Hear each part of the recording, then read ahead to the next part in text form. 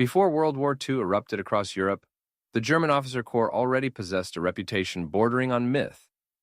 American military observers, British generals, and even adversaries from World War I consistently described German officers as disciplined, professional, intellectually rigorous, tactically brilliant, bold under fire, masters of maneuver, experts in logistics and staff work, relentless in pursuit of objectives. This wasn't an accident of culture. It was the result of a system deliberately designed after Germany's defeat in 1918.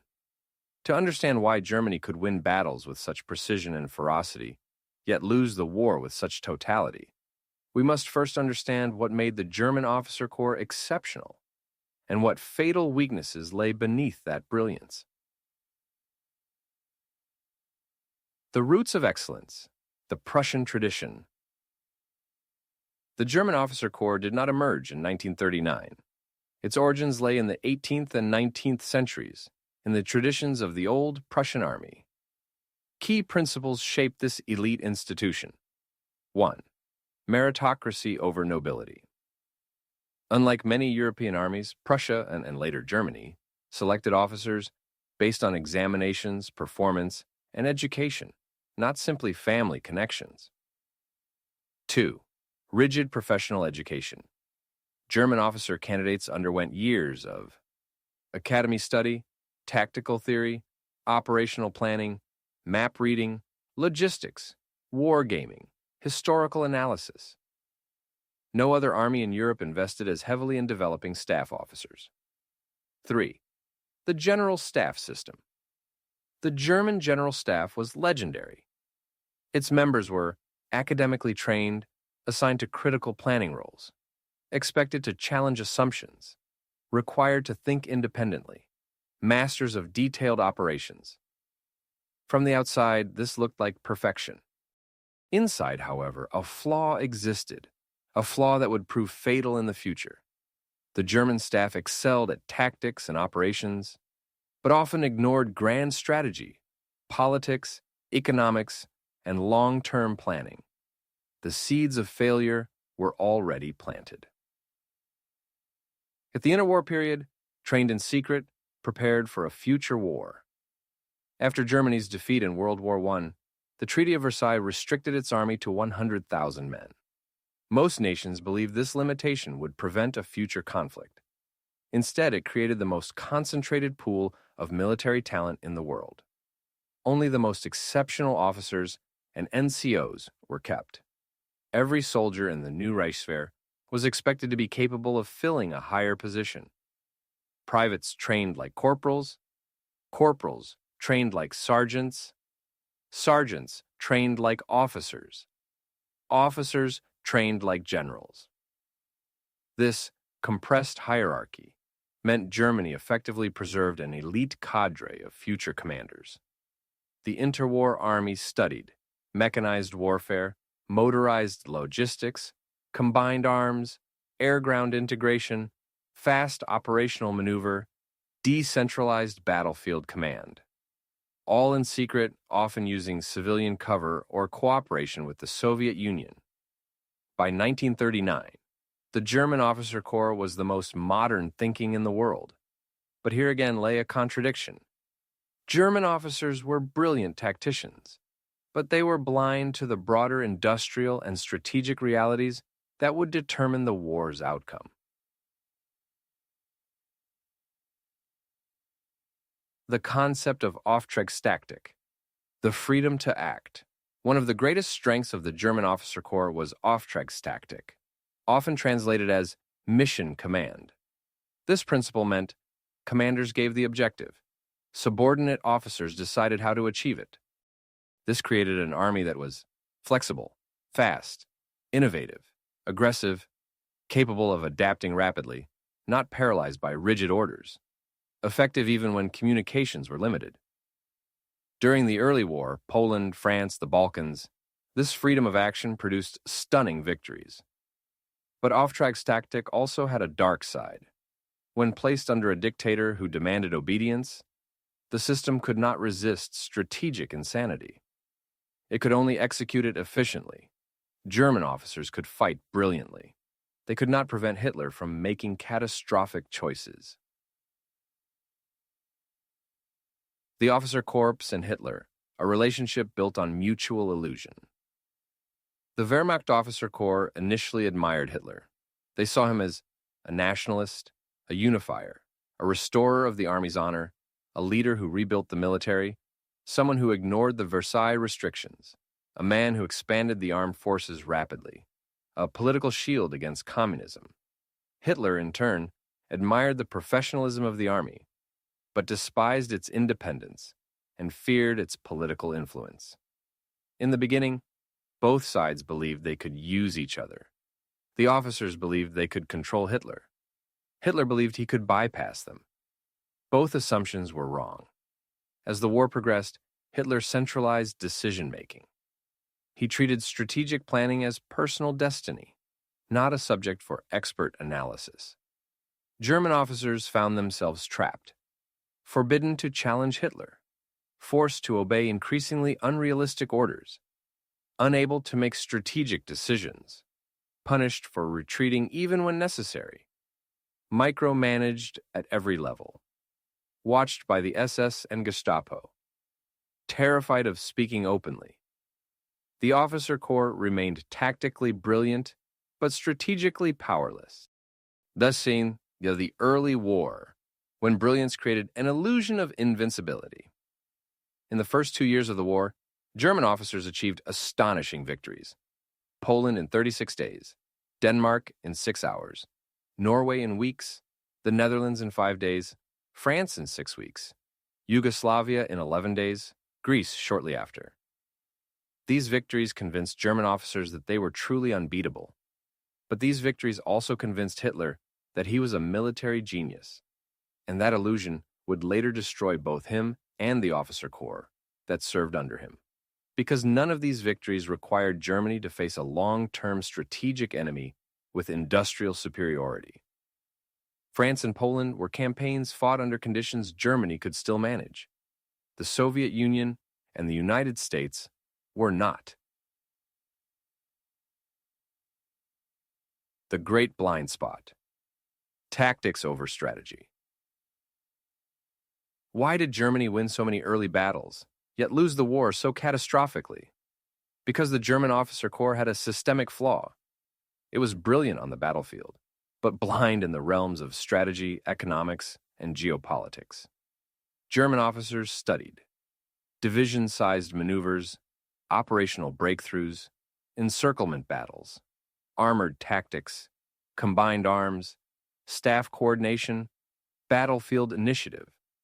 But they often ignored industrial mobilization, fuel logistics, supply lines, production capacity, national resilience, coalition warfare, long-term strategy, attrition calculations, manpower sustainability. The result was tragic. The German army often won the battles it was fighting while losing the war it needed to win. And by the time most officers realized the truth, Hitler had taken total control. Barbarossa. When tactical brilliance met strategic delusion. On June 22, 1941, the German officer corps launched the greatest military operation in history, Operation Barbarossa. Nearly 3 million German soldiers crossed into the Soviet Union in what became the largest invasion ever attempted. German generals were confident. Their army had crushed France in 6 weeks. Their officer corps had executed perfect encirclements at Sedan, Minsk, and Kiev. They believed the Red Army would collapse in months, perhaps weeks. They saw Barbarossa as another chance to demonstrate tactical brilliance on a massive scale. But they failed to ask a critical question. Could Germany win a war of this magnitude strategically? It could not, and no level of tactical genius could overcome that fact. The first weeks, a masterclass in operational art. In the opening phase, German generals delivered some of the most impressive military victories in history. Minsk Pocket. 300,000 Soviets encircled Smolensk Pocket. 200,000 more Uman, Gomel, and others. Hundreds of thousands captured German panzer groups advanced astonishing distances. 200 miles in a matter of days, deep penetrations into Soviet rear areas, rapid encirclements that stunned the world, infantry following at high speed, air superiority crushing Soviet formations. These victories created an illusion. The German officer corps is unbeatable. In reality, the officer corps was winning battles that did not matter strategically. Why? Because they believed destroying Soviet armies was enough to win the war. They didn't understand that the Soviet Union could replace losses on a scale Germany could not imagine. The crucial mistake: Germany understood tactics, not the enemy. German generals underestimated Soviet manpower, Soviet industry, Soviet resilience, Soviet rail mobility, Soviet willingness to sustain casualties, the impossibility of destroying the USSR in one campaign, the logistical nightmare of Russia's vast geography. German officers later admitted, "We destroyed the Red Army, and it reappeared behind us." The German officer corps had no plan for a long war of attrition. They believed tactical superiority equated to strategic victory. It did not. Hitler takes control, and the officer corps loses its voice. By autumn 1941, Hitler was convinced he was a military genius. Why? Because early victories confirmed his biases. He believed generals were too cautious. He alone had the vision to guide Germany. Strategy should be centralized. Tactical command could remain with officers. Retreat was cowardice. Willpower mattered more than logistics. As the Soviet Union refused to collapse, Hitler increasingly interfered, forbidding retreats, reassigning divisions without consultation, splitting armored groups, altering strategic objectives, micromanaging operational plans, punishing commanders who contradicted him, replacing experienced generals with loyal ones. The German officer corps lost the ability to think strategically because thinking strategically became treasonous. To the freezing winter, when logistics decided what tactics could not. When winter struck in late 1941, German troops found themselves in conditions their officers had not prepared for. No winter clothing, no antifreeze, engines frozen, weapons jamming, supply lines overstretched, no proper shelter, horses dying by the thousands, frostbite crippling entire divisions. German officers had not planned for winter because they believed the war would be over before winter. They trusted Hitler's timeline. They underestimated Soviet resilience. They failed to calculate logistics for a long campaign. They assumed tactical brilliance would compensate for planning failures. The Red Army counterattacked, and for the first time in the war, the Wehrmacht broke. German generals begged Hitler for permission to retreat to shorter, more defensible lines. Hitler refused. Many divisions were nearly destroyed because tactical skill cannot compensate for strategic impossibility. The 1942 misadventure, when Hitler split his army in half. In 1942, Hitler launched Case Blue, a drive into southern Russia toward the Caucasus oil fields. German generals opposed splitting their forces, one force pushing into the Caucasus, another toward Stalingrad, both dependent on a single supply line, both dangerously far apart, both vulnerable to counterattack. But Hitler dismissed these concerns. He famously told his generals, "The enemy is already beaten. You lack faith." The officer corps obeyed the plan, even though they knew the risks.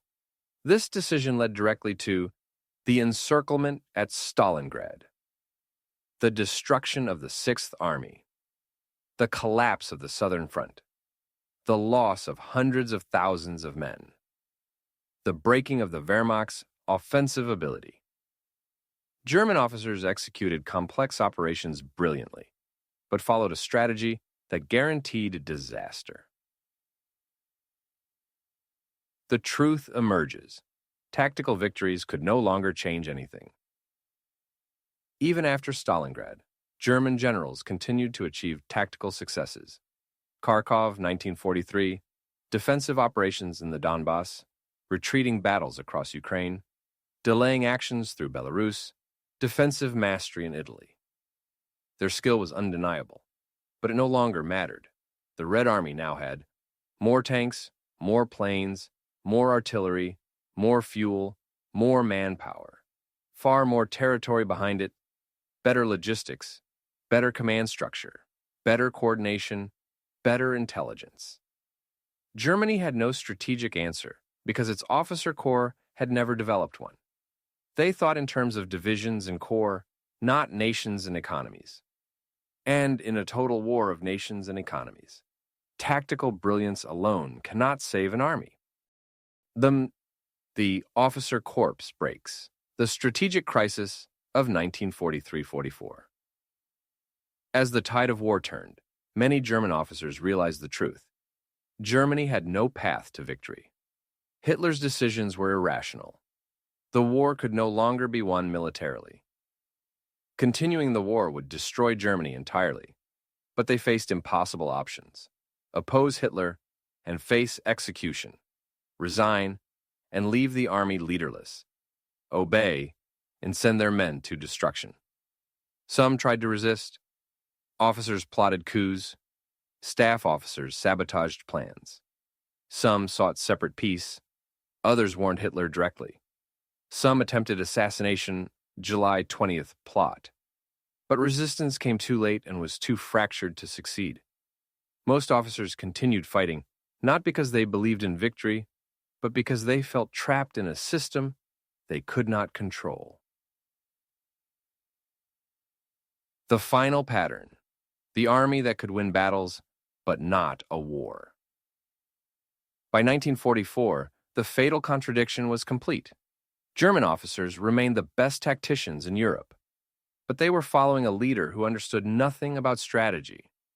The Wehrmacht was now tactically excellent, operationally competent, strategically blind, logistically collapsing, economically outmatched, politically enslaved, forced to obey impossible orders. It was an army designed to win campaigns in a war Germany could not win. When the officer corps lost the ability to say no. By mid-1943, the German officer corps had reached a crisis point. It could still plan operations with precision. It could still coordinate units brilliantly. It could still win local engagements. But it had lost the one thing that matters most in a long industrial war: the ability to influence strategy. Every major decision was now dictated by Hitler, not his general staff, not his field marshals, not the professionals trained for decades to guide the army. The Wehrmacht became two armies in one. One, a tactically exceptional force led by highly trained officers. Two, a strategically paralyzed force controlled by a single man. And as the war intensified, this contradiction turned catastrophic. The Kursk disaster, a masterpiece of tactical preparation built on a strategic lie. After the defeat at Stalingrad, German generals wanted to stabilize the front, rebuild divisions, and accumulate reserves. Hitler wanted a decisive victory. He insisted on attacking the Kursk salient, a heavily fortified Soviet position that the Red Army had been preparing for months.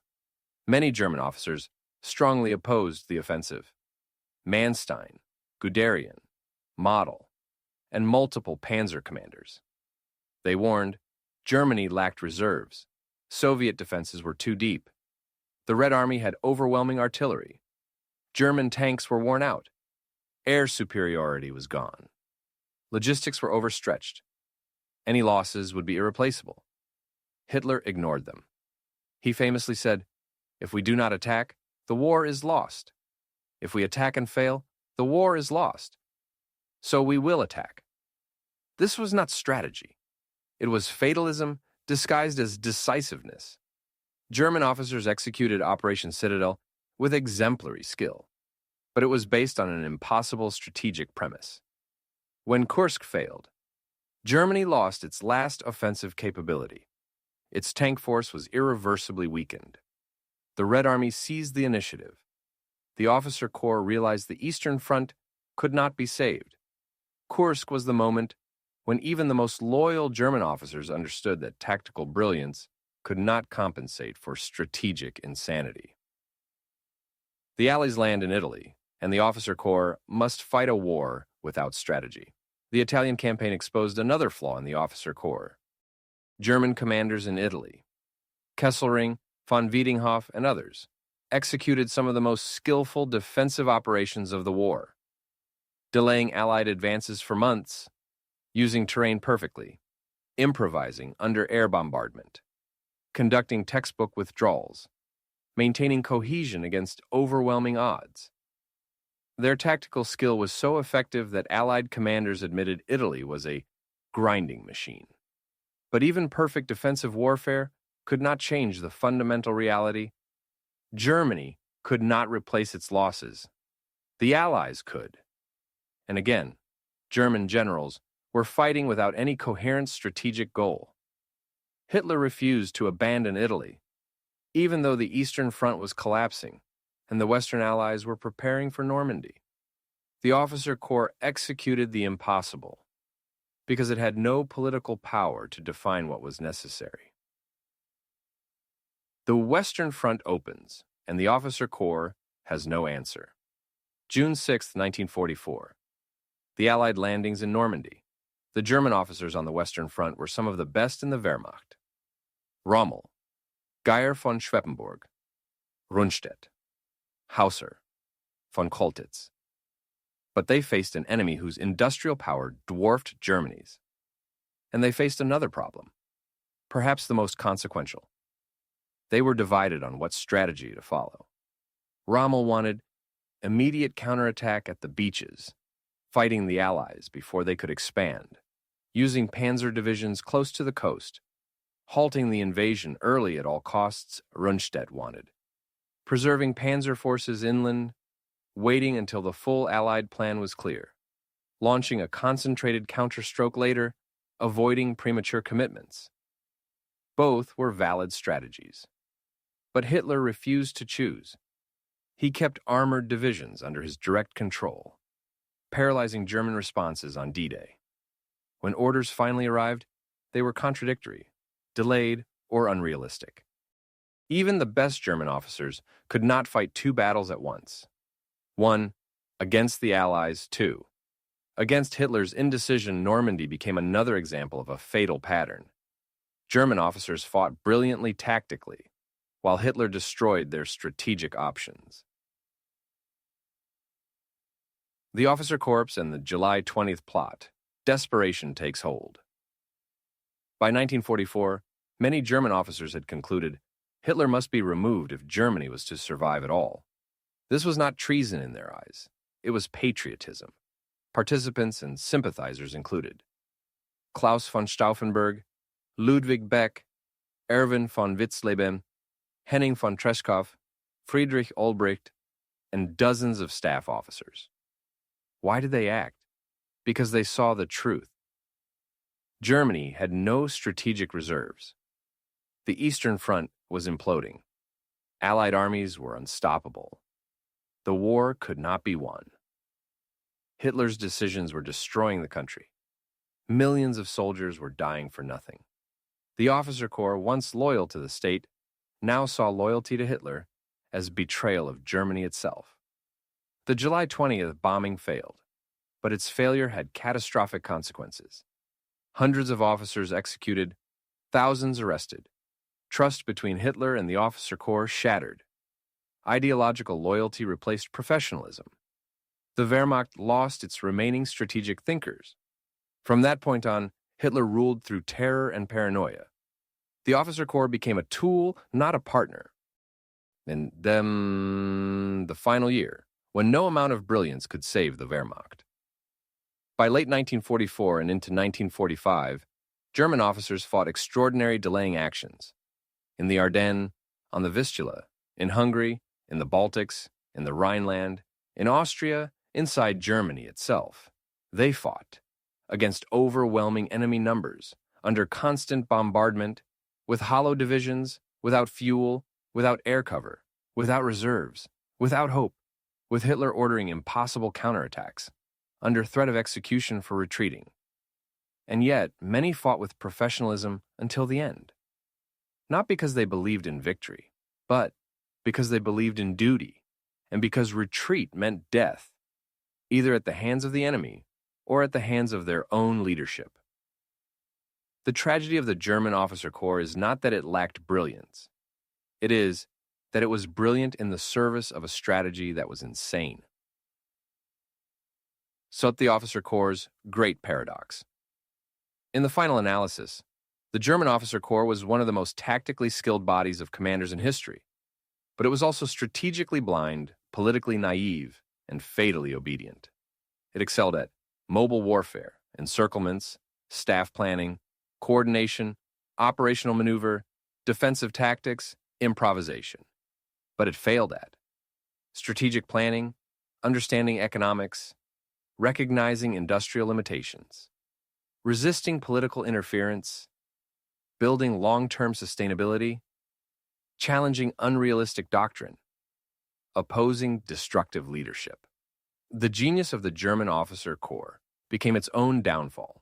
It fought brilliantly on the battlefield and followed a leader who guaranteed defeat. The last year, when an elite corps fought a war that could not be won by January 1945, the German officer corps was simultaneously more experienced than ever, more tactically skilled than at any point in the war, more battle-hardened, more flexible in small unit operations, more cohesive under fire, more capable in defense, and more doomed than any army in Europe. It faced strategic collapse, not tactical defeat. The Wehrmacht was still capable of organizing brilliant local counterattacks, disciplined retreats, effective urban defenses, deadly ambushes, impressive last stands. But none of it mattered, because no officer, no matter how brilliant tactically, could compensate for empty fuel depots, non-existent reserves, destroyed rail networks, Allied air supremacy, collapsing fronts, shattered morale, and Hitler's refusal to allow operational flexibility. The German officer corps had become a master chess player sitting at a table where half the pieces were missing, and the opponent had two full armies. But the officer corps fights the final battles with skill, bravery, and no hope. In the final months, German officers fought desperately, in the east, against a Soviet juggernaut with infinite manpower, endless artillery, and massive armored formations. In the west, against American and British armies with superior mobility, air dominance, and overwhelming logistical support. German officers tried to slow both enemies, delaying actions in Silesia, defensive rings around Königsberg, holding the Oder Line, fighting in Hungary at Lake Balaton, defending the Ruhr Pocket, creating temporary lines along the Rhine, resisting the Red Army in Pomerania, fighting to save civilians fleeing westward. These were not battles to win the war. They were battles to buy hours, not victories. Because the war was long lost strategically, and the officer corps knew it. One general wrote in his diary, "We win battles every day and lose the war every hour." The hollowing of the officer corps, the loss of its best minds.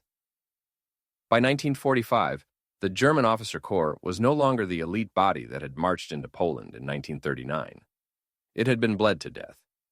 Thousands of officers killed in the east, dozens executed after the July 20th plot. Many lost in North Africa and Italy. Entire staffs wiped out in Stalingrad. Senior commanders removed for disagreeing with Hitler young officers, with minimal training filling key roles the officer corps had lost.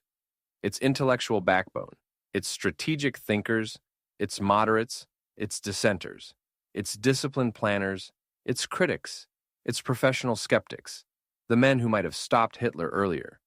What remained were loyalists, the inexperienced, the desperate, the fatalistic, the silent, and the few professionals still trying to avert total collapse.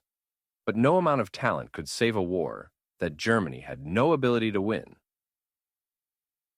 The final defeat, when strategy decided what tactics could not.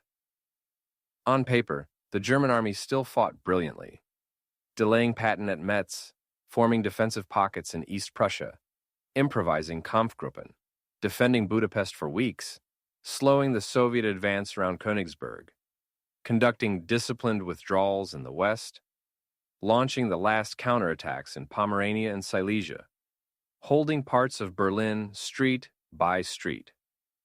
But strategy had already written the ending. The United States outproduced Germany 10-1. The Soviet Union outproduced Germany 3-1. Britain maintained air and naval control from 1943 on. Allied fuel reserves dwarfed Germany's by unimaginable margins. Germany had no access to critical raw materials. The Luftwaffe collapsed for lack of pilots and fuel.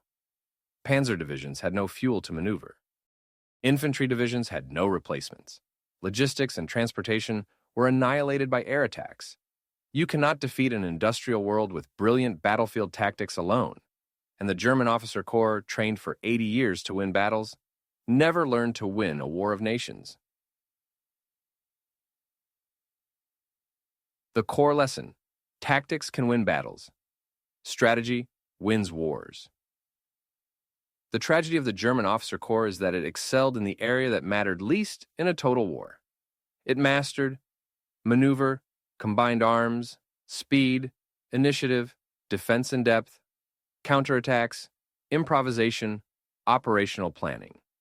But it neglected or misunderstood industrial power, coalition warfare, long-term planning, political constraints, economic mobilization, logistics on a continental scale, the need for strategic reserves, the importance of fuel, the value of retreat, the limits of manpower, and the danger of a dictator commanding armies. Thus, the paradox: German officers were brilliant tacticians and disastrously poor strategists. Their education trained them to win campaigns, not to question whether campaigns should be fought, not to challenge political leadership, not to calculate national endurance, not to understand industrial attrition, not to see beyond the battlefield. They could defeat armies. They could not defeat reality. The final analysis: a war lost by strategic blindness. Historians often say Germany was defeated by Allied numbers, Allied industry, and Allied resources. This is true, but numbers alone do not explain everything. Germany lost because its officer corps was trained for the wrong century. It fought brilliantly on the wrong scale. It obeyed a leader who understood nothing of war. It confused operational brilliance with strategic logic.